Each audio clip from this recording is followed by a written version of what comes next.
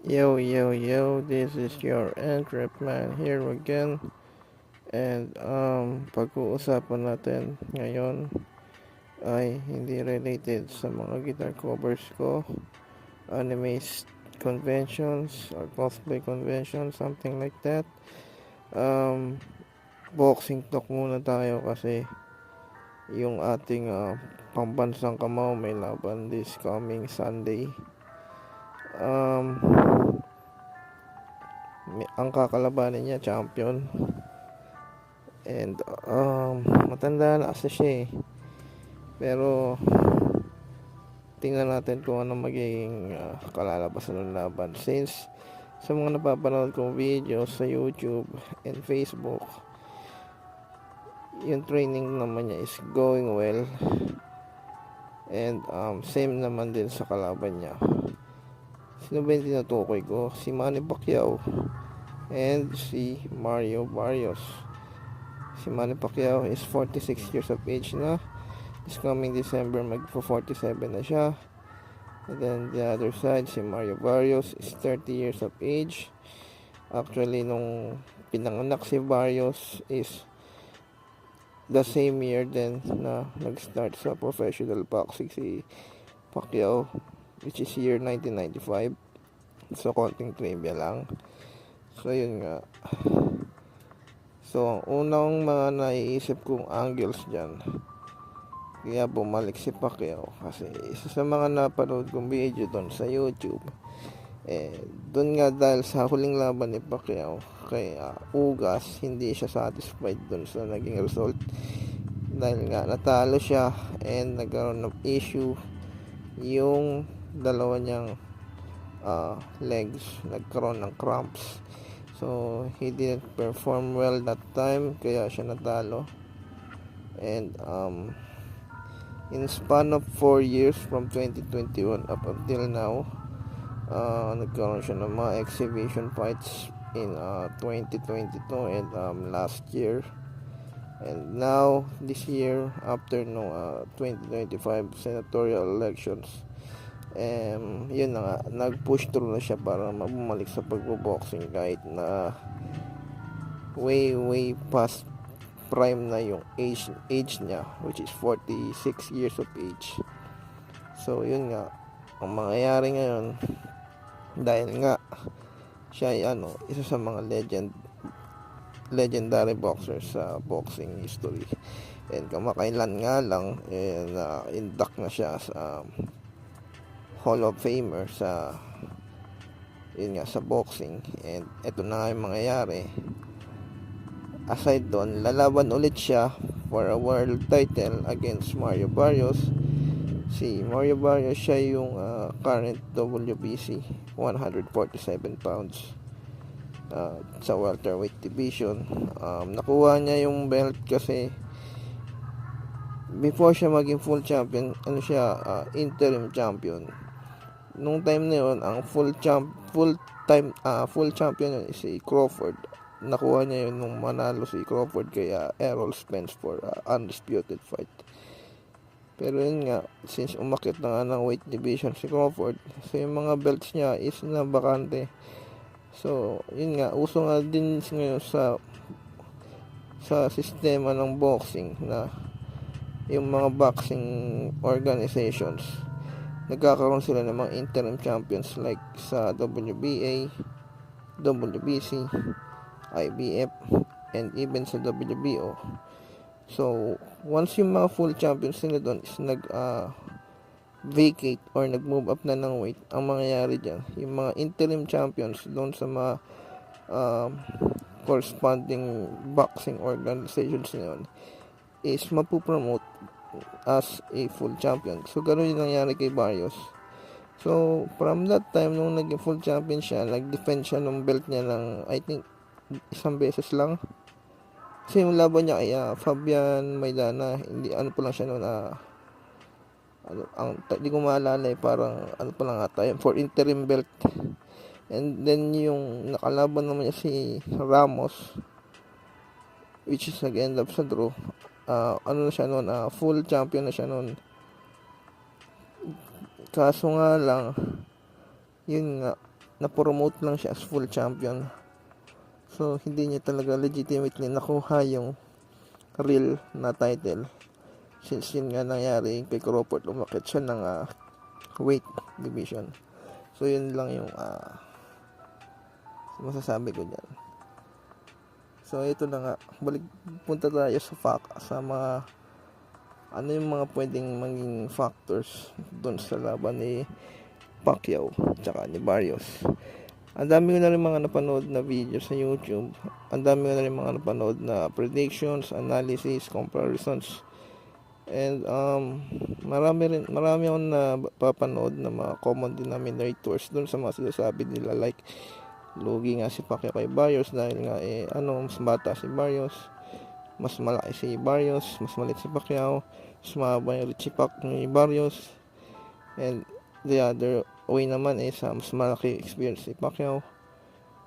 And ito nga si Barrios may nagsasabi na siya daw yung weakest champion sa 147 pounds. And meron din ibang nagsabi sa mga napanood ko na yun nga si Pacquiao possible na mapagod sa mid to late rounds dahil sa age niya, magka-catch up na yun. Pero tatalakayin ko dito yung mga unusual factors sa magiging matchup ng laban na to. So ang unang nating magiging factor dyan is yung punching resistance. Kasi sa mga napanood ko, hindi nila pinag-uusapan na punching resistance. Si Barrios, sa mga naging laban niya before, may tendency na pag tinamaan siya ng solid, may mga sinasabi nga tayo na ang mas malakas daw na suntok is yung suntok na hindi mo ina-expect. Tama naman talaga yun. Nangyari na rin kay Pacquiao yan noong 2012. Laban niya kay Marquez sa fourth fight nila.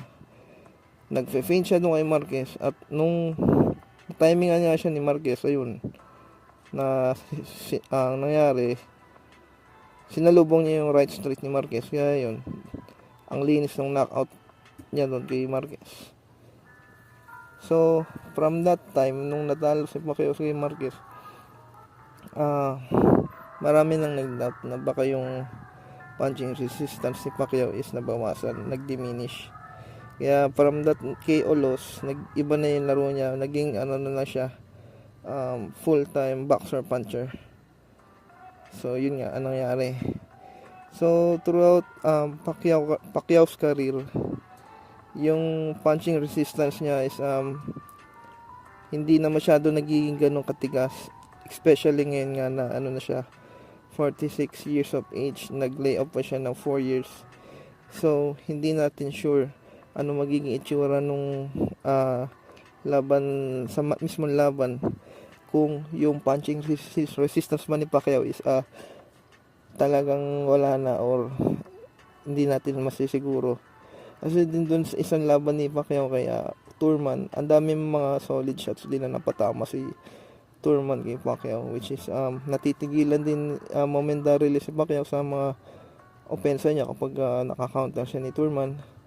Same goes as kina Broner, kay Ugas, kay Anpo, or even pati kay DKU, may mga ganon. So tingnan na lang natin sa mismong fight night kung anong magiging itsura nung anong magiging itsura nung punching resistance ni Pacquiao, kung kakayanin pa naman niya yung mga malalakas na suntok na manggagaling dun kay Barrios. So sorry, ito naman yung kay Barrios pala about sa punching resistance niya. May history siya ng mga yun nga, pag tinamaan siya ng mga unseen punch, siya, either naging groggy or bumabagsak. And ang best example na nga lang yung laban niya kay Davis nung sa 140. Tinamaan siya nung solid sa ulo, bumagsak ng 2 beses, and then yun nga, nasinikwat siya ni Davis sa katawan, tumiklop siya doon nga, natalo siya by TKO.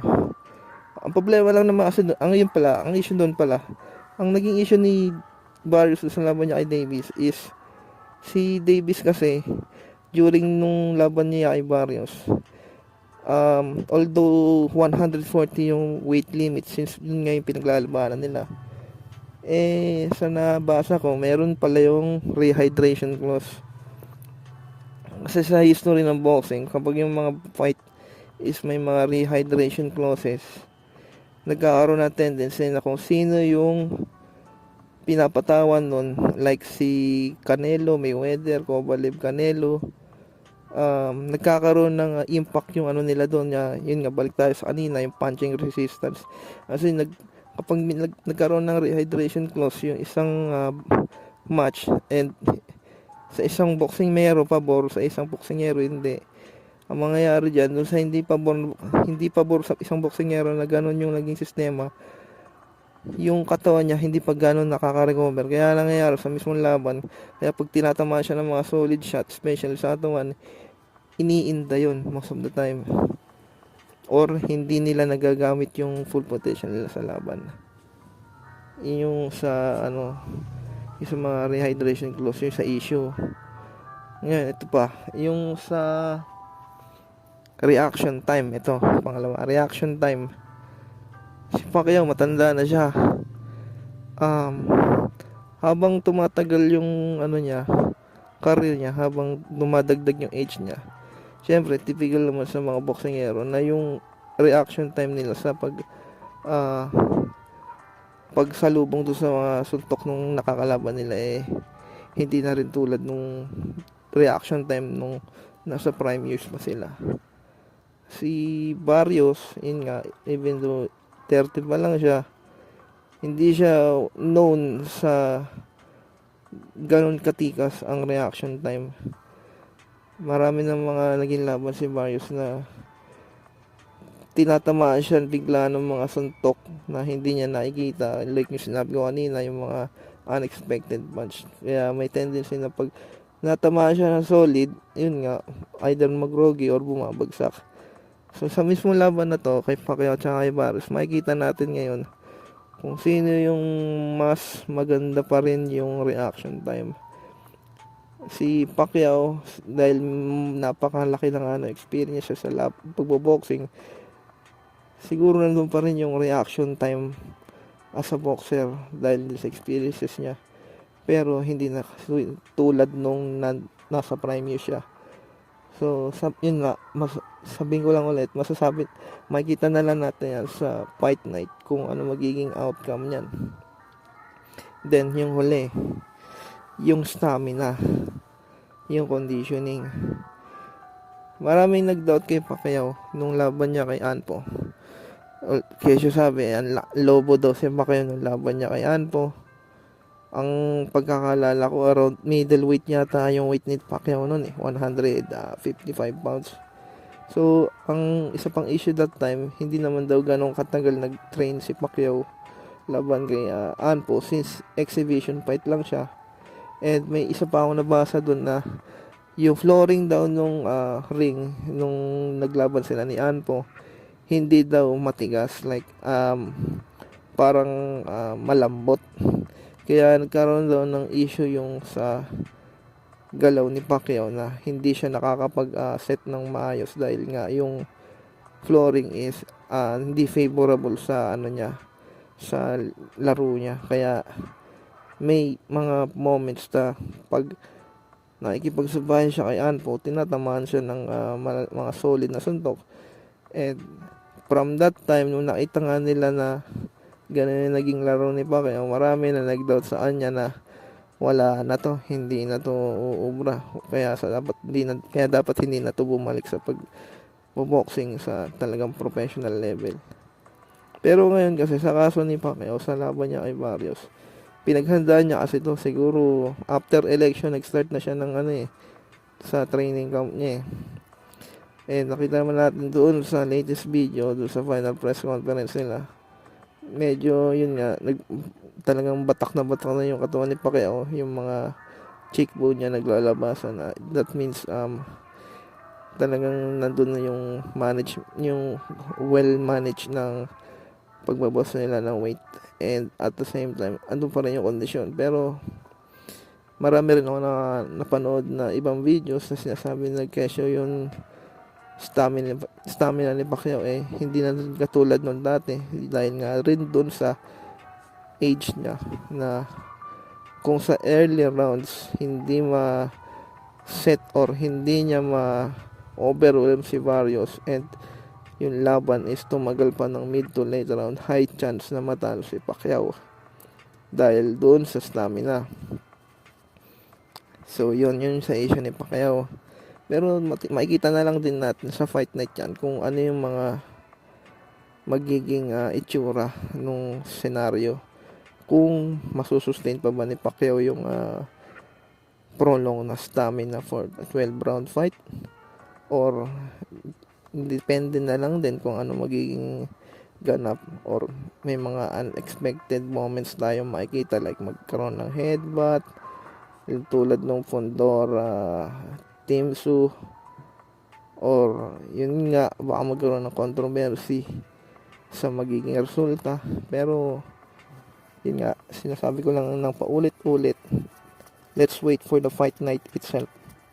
So sa kaso naman ni Barrios about the stamina, maganda naman yung stamina niya, maganda naman yung conditioning niya sa mga napapanood kong laban niya, at maganda naman yung conditioning niya, nakakapugak pa rin siya even late rounds. That is why most of his wins by decision. So that means maganda pa rin yung stamina niya, given the fact na ano nga siya, bata-bata pa siya, and sabi nasa prime si Barrios. So wala naman ako masyadong masasabi sa stamina or sa yun nga, sa conditioning ni Barrios, since yun nga, nasa prime years pa naman siya. Sa isang 12 round fight, expected naman na makakasustain siya. Yun nga lang, sabi ko nga kanina, kung early rounds pa lang ma-overwhelm na siya ni Pacquiao, problema sa kaso niya yan. So yun lang yung masasabi ko sa side ni Barrios. So ito na, ano bang mga possible scenario or possible na maging resulta ng laban? Ito, medyo weird tong magiging prediction ko. Dahil nga si Pacquiao is 46 years of age and under siya ni PBC. And eto pa, yung sa side naman ni Barrios, dahil may mga nagsasabi siya daw yung weakest champion sa 147 pounds. So may mga naiisip akong scenario na magiging controversy sa laban na to. Ang una dyan, yun nga, dahil nga sa age ni Pacquiao, magiging factors dito yung referee. Kapag yung referee kasing tulad ni Tony Weeks na may trauma na sa refereeing, like may isang laban doon na yung isang boksingero na hospitalized, and yun nga, natuluyan. Baka ang tendency niyan, kapag nakita ng referee sa mismong laban na kung ito si Pacquiao tinamaan ng sunod-sunod na solid sa ulo ni Barrios, baka magkaroon dyan ng premature stoppage. Talamak yan, even now sa Japan, sa Britain, sa UK, even sa America, Australia, or even dito sa Pilipinas, tawag dito, notorious yan yung mga premature stoppages na yan. So given dun sa age ni Pacquiao na 46 years of age, kung matatag siya ni Mario Barrios ng mga solid and convincing punches, possibly matigil yan ng referee. Tulad na lang nangyari kay Cardenas Inoue.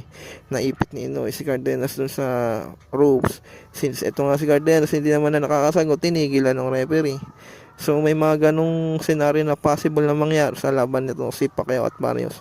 Kung matatamaan ng mga sunod-sunod na solid ni Barrios si Pacquiao, at itong si Pacquiao hindi makasagot, kahit sabihin natin around mga 5 to 6 seconds ng barrage ni Barrios, hindi makasagot si Pacquiao, possible itigil ang referee yan. And then there's doon papasok yung sinasabi kong kontrobersya. Ito pa, pangalawa, yung decision is possibly ibigay kay Pacquiao, dahil sabi ko kanina, possible na itong ito nga si pala, sorry, itong si Barrios, siya yung sinasabi ng weakest 147 champion.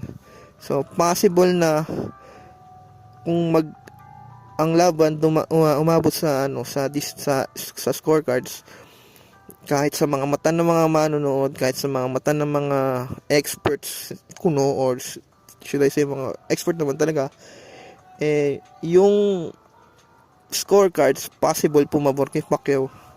Dahil nga we all know na si Pacquiao is kahit sa gantong age na 46, makakapag-bring up pa rin siya ng malaking pera sa boxing. Yun nga, living legend, cash cow, should I say like that. Yun nga. So possible magkaroon ng kontrobersya yan sa scorecards, like karamihan sa mata ng mga nanood na karamihan sa laban, ibigay nila yung nakita nila panalo dapat si Barrios, pero mangyayari dyan the other way around, si Pacquiao ang mananalo. So dalawa na yung nakikita kong scenario, premature stoppage or controversial scoring sa laban. So yun lang yung masasabi ko sa laban na to. So best of luck na lang, since ako matagal naman ako fan ni Pacquiao, and ito naman si Barrios, recently lang naman lumitaw, sumikat lang naman to dahil sa laban niya kay Tank Davis. So best of luck na lang sa parehong maglalaban na yan, and as usual sa laban ni Pacquiao sa mismong araw ng laban, marami na naman manonood dito sa Pilipinas. Hihinto na naman ang crime rate, hihinto na naman ang maganap dito sa Pilipinas, since lahat at marami sa atin manonood ng laban.